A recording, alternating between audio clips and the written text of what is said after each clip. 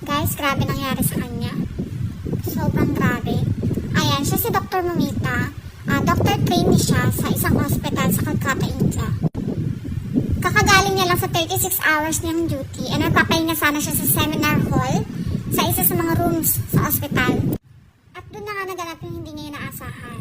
So, na-rape siya and 150 ml or 150 grams ng similia yung nakuha sa kanya. Maximum 15 ml or grams lang ang mailalabas ng isang lalaki. So imagine, ilan ang lalaking nang rape sa kanya. Bukod doon ang dami ng injury. Yung pelvis niya, sobrang pagkakabukaka sa kanya, nasira.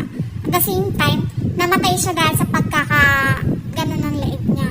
Tapos yung mata niya, lumabas din yung dugo sa mata niya, sa bibig niya, sa sobrang grabe yung torture sa kanya.